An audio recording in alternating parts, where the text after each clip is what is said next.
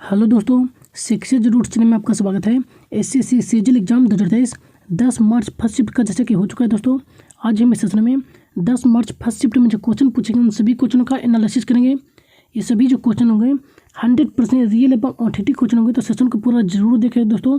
एक बताओ दोस्तों, यदि हमारे चैनल पर पहली बार हैं तो इसी तरह का कंटेंट पाने के लिए हमारे चैनल को सब्सक्राइब जरूर कर लीजिएगा और बेल आइकन को भी प्रेस कर लीजिएगा, ताकि हमारा जब भी वीडियो किसी भी कंटेंट पर अपलोड होगी तो सबसे पहले आपको पता चलेगा। तो बेल आइकन को जरूर प्रेस कर लीजिएगा और इसी तरह का कंटेंट पाने के लिए हमारे चैनल को सब्सक्राइब भी जरूर कर लीजिएगा और अपने दोस्तों के साथ भी अधिक से अधिक शेयर कीजिए, ताकि इसका सभी बेनिफिट उठा सकें। और हमारे द्वारा जो भी सेशन लिया जाता है उसका PDF आपको प्रोवाइड करा दिया जाता है। तो आप इसका PDF कहाँ से प्राप्त करेंगे सेशन के लास्ट में आपको बता दिया जाएगा। तो चलिए शुरू करते हैं आज का सेशन। क्वेश्चन जो पूछा गया था कि 2022 में पाकिस्तान के प्रधानमंत्री कौन बने हैं। तो अप्रैल 2022 में शहबाज शरीफ पाकिस्तान के 23वें प्रधानमंत्री बने हैं। तो आपका जो करेक्ट जो आंसर होता शहबाज शरीफ आपका करेक्ट आंसर होता। यदि यह देखा जाए कि इससे पूर्व प्रधानमंत्री जो थे इमरान खान, जो पाकिस्तान के पूर्व प्रधानमंत्री रह चुके हैं। वर्तमान में पाकिस्तान के जो राष्ट्रपति हैं आरिफ अलवी हैं, तो इन्हें भी ध्यान में रखेगा। नेक्स्ट क्वेश्चन जो पूछा गया था, जबलपुर शहर किस नदी के किनारे बसा हुआ है। तो जबलपुर जो है नर्मदा नदी के किनारे बसा हुआ है। तो आपका जो करेक्ट आंसर होता जब नर्मदा नदी आपका करेक्ट आंसर होता। इसके अलावा मध्य प्रदेश के कई अन्य शहर जैसे कि अमरकंटक, होशंगाबाद, नरसिंहपुर, निमाड़, पुनासा, महेश्वर, ये सभी जो हैं नर्मदा नदी के किनारे स्थित हैं। तो इन सबको जरूर ध्यान में रखेगा।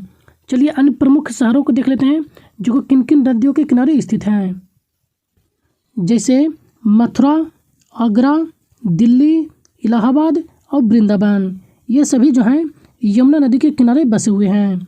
इलाहाबाद, हरिद्वार, कानपुर, पटना, वाराणसी या बनारस जो है गंगा नदी के किनारे स्थित हैं। सुकोबा घाट, डिब्रूगढ़, गुवाहाटी, ये सभी ब्रह्मपुत्र नदी के किनारे। फिरोजपुर, लुधियाना, सतलज नदी, कटक और संबलपुर, महानदी, बद्रीनाथ, अलकनंदा नदी, कुरनूल, तुंगभद्रा नदी, सूरत, ताप्ती नदी, विजयवाड़ा, कृष्णा नदी, पढ़रपुर, भीमा नदी, बरेली, रामगंगा नदी, ओरछा, बेतवा नदी, छिप्रा, उज्जैन नदी, अयोध्या, सरयू नदी, कोलकाता, हुगली नदी। अन्य देख लेते हैं प्रमुख शहरों को। लखनऊ और जौनपुर जो है गोमती नदी के किनारे स्थित है। जबलपुर नर्मदा नदी, कोटा चंबल नदी, नासिक और निजामाबाद गोदावरी नदी, श्रीरंगपट्टनम, तंजावुर और तिरुचिरापल्ली कावेरी नदी, हैदराबाद मूसी नदी, जमशेदपुर स्वर्णरेखा नदी, अहमदाबाद साबरमती नदी, कोयम्बटूर नोयल नदी, चेन्नई दयार नदी, मदुरई बैगई नदी, लेनूर पेन्नार नदी, मंगलूर नेत्रावती नदी, पुणे मुथा नदी। ये सभी जो हैं प्रमुख शहर हैं जो कि किन किन नदियों पर स्थित है, इन्हें भी जरूर ध्यान में रखेगा। तो चलिए चलते हैं नेक्स्ट क्वेश्चन पर। नेक्स्ट क्वेश्चन जो पूछा गया था, भारतीय संविधान के किस अनुसूची में दल बदल विरोधी कानून दिया गया है। तो 10वीं अनुसूची में जो है दल बदल विरोधी कानून दिया गया है। तो आपका जो करेक्ट आंसर होता 10वीं अनुसूची आपका करेक्ट आंसर होता। भारतीय संविधान में 52वें संविधान संशोधन 1985 ईस्वी में भारतीय संविधान के 10वीं अनुसूची को जोड़ा गया था। भारतीय संविधान में वर्तमान में जो है 470 अनुच्छेद, 12 अनुसूचियाँ और 25 भाग हैं। तो इन सभी को जरूर ध्यान रखेगा। चलिए प्रमुख सभी अनुसूचियों को देख लेते हैं। प्रथम अनुसूची में जो है भारत जो है राज्यों का संघ एवं 28 राज्य और 8 केंद्र शासित प्रदेशों का उल्लेख किया गया है। प्रथम अनुसूची में संविधान के 69वें संविधान संशोधन के द्वारा जो है दिल्ली को राष्ट्रीय राजधानी का दर्जा दिया गया था। 31 अक्टूबर 2019 को जम्मू कश्मीर तथा लद्दाख को केंद्र शासित प्रदेश अस्तित्व में लाया गया था। 26 जनवरी 2000 को दमन, द्वीप और दादर नगर हवेली को केंद्र शासित प्रदेश को एक कर दिया गया। दूसरी जो अनुसूची है उसमें प्रमुख पदाधिकारियों जैसे कि राष्ट्रपति, राज्यपाल इत्यादि इन सभी के जो है वेतन एवं भत्तों का उल्लेख जो है दूसरी अनुसूची में किया गया है। तीसरा अनुसूची जो है प्रमुख पदाधिकारियों के शपथ ग्रहण से संबंधित उल्लेख जो किया गया है यह तीसरी अनुसूची में किया गया है। नेक्स्ट देख लेते हैं चौथी अनुसूची। चौथी अनुसूची में जो है विभिन्न राज्यों तथा क्षेत्र की राजभाषा के प्रतिनिधित्व का विवरण दिया गया चौथी अनुसूची में। पांचवी अनुसूची जो है अनुसूचित क्षेत्रों और अनुसूचित जनजाति के प्रशासन और नियंत्रण के बारे में उल्लेख जो किया गया वह पांचवी अनुसूची में किया गया है। छठी अनुसूची में जो है असम, मेघालय, त्रिपुरा, मिजोरम राज्यों के जनजातीय क्षेत्रों का प्रशासन के बारे में प्रावधान जो गया छठी अनुसूची में किया गया है।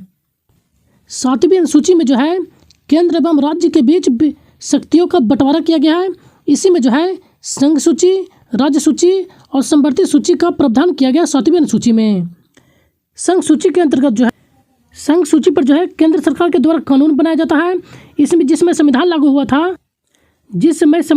था उस समय जो है संघ सूची में 97 विषय थी, लेकिन वर्तमान में 100 विषय है संघ सूची में। राज्य सूची में जो है राज्य सरकार के द्वारा कानून बनाया जाता है। इसमें जो है संविधान समय जो लागू हुआ था उस समय कुल 66 विषय थे, लेकिन वर्तमान में जो है इसमें 61 विषय हैं। समवर्ती सूची पर जो है केंद्र सरकार एवं राज्य सरकार दोनों के द्वारा कानून बनाए जाते हैं। इसमें जिस समय लागू हुआ था उस समय 47 विषय था समवर्ती सूची में, लेकिन वर्तमान समय में जो समवर्ती सूची में 52 विषय हैं। तो इन सभी एक्स्ट्रा फैक्ट को जरूर ध्यान में रखेगा। चलिए नेक्स्ट देख लेते हैं आठवीं अनुसूची। आठवीं अनुसूची में जो है भारत के 22 भाषाओं का उल्लेख किया गया है। मूल रूप से जो है 8 अनुसूची में 14 भाषाएं थी, परंतु 21वें संविधान संशोधन 1967 के द्वारा जो है सिंधी भाषा को जोड़ा गया और 71वें संविधान संशोधन 1992 में जो है कोंकणी, मणिपुर, नेपाली को जोड़ा गया था और 52वें संविधान संशोधन 2003 को जो है मैथिली, संथाली और डोगरी को इस सूची में जोड़ा गया था। वर्तमान में जो है कुल 22 भाषाएं इस 8 अनुसूची में वर्णित हैं। तो इन सभी को जरूर ध्यान में रखेगा क्योंकि 8वीं अनुसूची भी मोस्ट इम्पोर्टेंट है। नेक्स्ट 9वीं अनुसूची जो है 9वीं अनुसूची को जो है प्रथम संविधान संशोधन 1951 ईस्वी के द्वारा जोड़ा गया था। इसके अंतर्गत जो है राज्य द्वारा संपत्ति के अधिग्रहण की विधियों का उल्लेख किया गया है। तो चलिए नेक्स्ट देख लेते हैं 10वीं अनुसूची। 10वीं अनुसूची को जो है 52वें संविधान संशोधन 1985 में जोड़ा गया था। इसमें दल बदल संबंधित प्रावधानों का उल्लेख किया गया है। 11वीं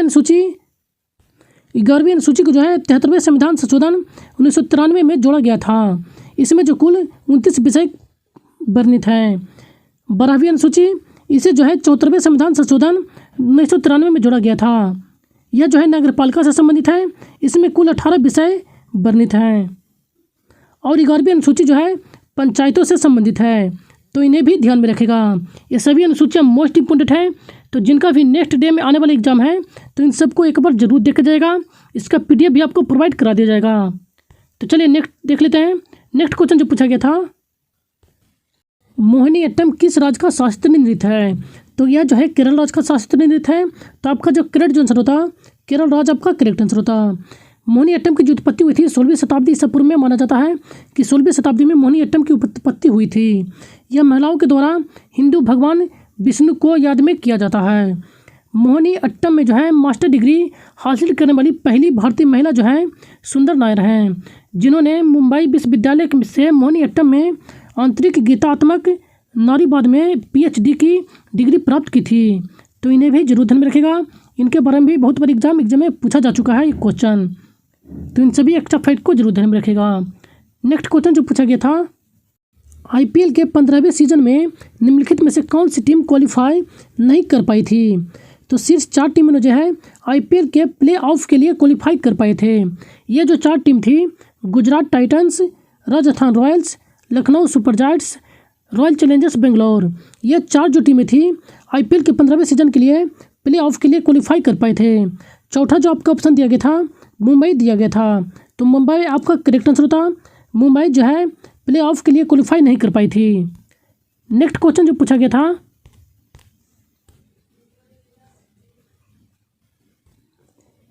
फीबा महिला बास्केटबॉल विश्व कप 2022 का खिताब किस देश ने जीता था? तो इसका जो आयोजन किया गया था 2022 में फीबा महिला बास्केटबॉल का जो है सिडनी ऑस्ट्रेलिया में इसका आयोजन किया गया था। इसमें जो है अमेरिका जो है चीन को 83-61 के साथ हराया था। तो आपका जो करेक्ट आंसर होता अमेरिका, आपका करेक्ट आंसर होता। अमेरिका के द्वारा जो है फीबा महिला बास्केटबॉल विश्व कप 2022 का खिताब जीता गया था। इनसे संबंधित अन्य एक फैक्ट को देखें तो इसकी जो स्थापना किया गया था फीबा का 18 जून 1932 ईस्वी को इसकी स्थापना किया गया था। अंतर्राष्ट्रीय बास्केटबॉल संघ का जो मुख्यालय है स्विट्जरलैंड में स्थित है। अंतर्राष्ट्रीय बास्केटबॉल संघ के जो अध्यक्ष है अभी वर्तमान में वह महाने नियांग है। तो इन सभी एक्स्ट्रा फैक्ट को जरूर ध्यान में रखेगा। नेक्स्ट क्वेश्चन जो पूछा गया था, चौथे इंडिया यूथ गेम्स में जो है हरियाणा कुल कितने पदक जीते थे? तो चौथे इंडिया यूथ गेम्स का जो आयोजन किया गया था 2022 में वह हरियाणा के पंचकुला में आयोजित किया गया था। इसमें प्रथम स्थान पर जो है हरियाणा रही थी। हरियाणा के द्वारा जो है 52 गोल्ड एवं 39 चांदी और 46 जो है पीतल यानी कि ब्रॉन्ज प्राप्त किए गए थे। कुल पदकों की जो संख्या थी 137 थी। तो आपका जो करेक्ट आंसर होता 137 आपका करेक्ट आंसर होता। दूसरे स्थान पर जो रहा था वो महाराष्ट्र राज्य रहा था। महाराष्ट्र के द्वारा जो है 45 गोल्ड, 40 चांदी और 40 पीतल प्राप्त किए गए थे। कुल पदकों की संख्या देखा जाए तो 125 जो है महाराष्ट्र के द्वारा प्राप्त किया गया था। तीसरे स्थान पर कर्नाटक रहा था और चौथे स्थान पर मणिपुर रहा था। तो इन सभी को जरूर ध्यान में रखेगा। चलिए इनसे संबंधित अन्य एक्स्ट्रा फैक्ट को देख लेते हैं। खेलो इंडिया यूथ गेम्स के 5वें संस्करण का जो आयोजन किया गया था 2023 में किया गया था। यह जो है मध्य प्रदेश में और नई दिल्ली में आयोजित किया गया था। कुल 8 शहरों में इसका आयोजन किया गया था। कुल 11 अलग अलग स्थानों पर इसका आयोजन किया गया था। 5वां संस्करण में जो है पदक तालिका को देखें तो प्रथम स्थान जो है महाराष्ट्र का रहा था। महाराष्ट्र के द्वारा जो है 56 स्वर्ण, 55 रजत और 50 कांस्य पदक जीते गए थे। कुल पदकों को देखा जाए तो 161 पदक जो है महाराष्ट्र राज्य के द्वारा जीता गया था। दूसरे स्थान पर हरियाणा राज्य रहा था। हरियाणा राज्य के द्वारा जो है 41 स्वर्ण, 32 रजत और कांस्य पदक जो है 55 जीते गए थे। कुल पदक जो है 128 पदक हरियाणा राज्य के द्वारा जीता गया था। वहीं तीसरे स्थान पर मध्य प्रदेश रहा था। चौथे स्थान पर राजस्थान, 5वें स्थान पर दिल्ली और 6ठे स्थान पर केरल राज्य रहा था। तो इन सभी को जरूर ध्यान में रखिएगा। नेक्स्ट क्वेश्चन जो पूछा गया था, एक मोमबत्ती की लौ में सबसे बाहरी क्षेत्र का रंग होता है। तो मोमबत्ती के लौ को 3 क्षेत्रों में बांटा जाता है। प्रत्येक क्षेत्र का तापमान भिन्न भिन्न होता है और प्रत्येक क्षेत्र का विशिष्ट रंग होता है। सबसे बाहरी क्षेत्र का जो रंग होता है वो नीला होता है एवं सबसे गर्म भी होता है। और मध्य भाग का जो क्षेत्र होता है उसे पीला रंग होता है और सबसे आंतरिक भाग का जो रंग होता है वह काला रंग का होता है। चलिए इनसे संबंधित अन्य एक्स्ट्रा फैक्ट को देख लेते हैं। यह आपको फिगर दे दिया गया है, आप फिगर के माध्यम से भी समझ सकते हैं। मोमबत्ती को 3 भागों में बांटा जाता है। भीतरी भाग जो होता है वो नीला रंग का होता है एवं इस भाग का जो है पूर्ण दहन होता है और इस क्षेत्र का जो है सबसे अधिक गर्म होता है और इस लौ का जो है चमकदार भी होता है। मध्य क्षेत्र का रंग पीला होता है। यह क्षेत्र उज्ज्वल और चमकदार होता है। यहाँ पे मोम का वाष्प आंशिक रूप से जलते हैं और यह क्षेत्र जो है आंशिक रूप से जला हुआ ईंधन कार्बन के कण छोड़ता है। ये कण जो है धुएं और कालिख को हवा में छोड़ने के लिए जिम्मेदार है। यह क्षेत्र का तापमान मध्यम होता है। आंतरिक क्षेत्र का भाग जो है आंतरिक क्षेत्र का भाग या इसका रंग आंशिक रूप से काला होता है एवं यहाँ पर जो है मोम वाष्प के रूप में होते हैं। यहाँ पे जो है मोम नहीं जलते हैं। यहाँ पे जो है मध्य भाग में मोम जो है वाष्प के रूप में पाए जाते हैं। यह सबसे कम गर्म भाग होता है। तो इन सभी को एक्स्ट्रा फैक्ट को जरूर ध्यान में रखेगा। तो चलिए चलते हैं नेक्स्ट क्वेश्चन पर। नेक्स्ट क्वेश्चन जो पूछा गया था, Popular Front of India PFI has been banned for all of any years. यानी कि PFI को जो है कितने सालों के लिए प्रतिबंध कर दिया गया था? तो 28 सितंबर 2022 को भारत सरकार ने PFI को जो है गैर कानूनी संघ घोषित किया गया। UAPA एक्ट के तहत जो है इस संगठन को 5 साल के लिए स्थानीय रूप से प्रतिबंध कर दिया गया है। तो आपका जो करेक्ट आंसर होता 5 साल आपका करेक्ट आंसर होता। नेक्स्ट क्वेश्चन जो पूछा गया था, पांड्य वंश की राजधानी कहाँ थी? तो पांड्य वंश की जो राजधानी थी मदुरै थी। तो मदुरै आपका करेक्ट आंसर होता। ये प्रमुख राजवंश एवं उसके शासक, संस्थापक एवं उसकी राजधानी दे दिया गया है। तो इन्हें भी आप जरूर ध्यान में रखिएगा, एक बार जरूर रीड कर लीजिएगा इस पूरे राजवंश को। जैसे कि हर एक वंश के जो संस्थापक जब बिंबिसार थे एवं इसकी जो राजधानी थी राजगिरी या पाटलिपुत्र थी। शिशुनाग वंश की जो राजधानी थी पाटलिपुत्र थी। मौर्य वंश की राजधानी चंद्रगुप्त मौर्य, इसकी भी राजधानी पाटलिपुत्र थी। तो इसी प्रकार सभी राजवंशों को दे दिया गया है, आप इसे एक बार जरूर रीड कर लीजिएगा। तो चलिए चलते हैं नेक्स्ट क्वेश्चन पर। नेक्स्ट क्वेश्चन जो पूछा गया था, Ayushman Bharat digital mission ABDM के नोडल एजेंसी कौन सी है? तो राष्ट्रीय स्वास्थ्य प्राधिकरण NHA है, यानी कि नेशनल हेल्थ अथॉरिटी। तो आपका जो करेक्ट आंसर होता राष्ट्रीय स्वास्थ्य प्राधिकरण आपका करेक्ट आंसर होता। नेक्स्ट क्वेश्चन जो पूछा गया था, कथक जो है किस क्षेत्र से संबंधित शास्त्रीय नृत्य है? तो ये जो है नॉर्थ इंडिया से संबंधित है, ये उत्तर प्रदेश से संबंधित है। तो आपके ऑप्शन में नॉर्थ इंडिया दिया गया था, तो नॉर्थ इंडिया आपका करेक्ट आंसर होता। नेक्स्ट क्वेश्चन जो पूछा गया था, URL का फुल फॉर्म पूछा गया था। तो URL का जो फुल फॉर्म होता है यूनिफॉर्म रिसोर्स लोकेटर होता है। तो ये आपके प्रमुख फुल फॉर्म दे दिए गए हैं, तो आप इन्हें एक बार जरूर देख लीजिएगा, जिनका भी नेक्स्ट डे में आने वाला एग्जाम है। जैसे कि SMPS का फुल फॉर्म जो होता है स्विच मोड पावर सप्लाई होता है। तो इसी प्रकार आप सभी को एक बार जरूर रीड कर लीजिएगा। नेक्स्ट क्वेश्चन जो पूछा गया था, संवर्ती सूची के अंतर्गत कौन सा नहीं आता है? तो संवर्ती सूची के अंतर्गत जो आते हैं वह मोस्ट इंपोर्टेंट आपको सभी को दे दिया गया है, संवर्ती सूची, संघ सूची और राज्य सूची। तो आपके ऑप्शन में जो दिया गया था वो बैंकिंग दिया गया था एक, तो बैंकिंग जो है यूनियन लिस्ट के अंतर्गत आता है, तो बैंकिंग आपका करेक्ट आंसर होता। बाकी आप इन सबको भी ध्यान में रखेगा कि कौन सा जो है किस लिस्ट में आता है। तो आज मैं बच्चों के द्वारा बस इतनी क्वेश्चन प्राप्त हुए थे दोस्तों। यदि ये सभी क्वेश्चन 100% रिलेवेंट ऑथेंटिक क्वेश्चन है तो हमारे चैनल को एक लाइक जरूर कर दीजिएगा और अपने दोस्तों के साथ भी अधिक से अधिक शेयर कीजिए, ताकि इसका सभी बेनिफिट उठा सकें। और इसी तरह का कंटेंट पाने के लिए हमारे चैनल को सब्सक्राइब जरूर कर लीजिएगा। और कोई भी सुझाव भी दिक्कत हो तो हमें कमेंट बॉक्स में अपना सुझाव जरूर दीजिएगा। और इसका PDF हमारे टेलीग्राम चैनल पर प्रोवाइड करा दिया जाता है, जिसका लिंक डिस्क्रिप्शन बॉक्स में दे दिया गया है। आप वहाँ से इसका PDF प्राप्त कर सकते हैं। तो सेशन में बने रहने के लिए धन्यवाद। Thank you.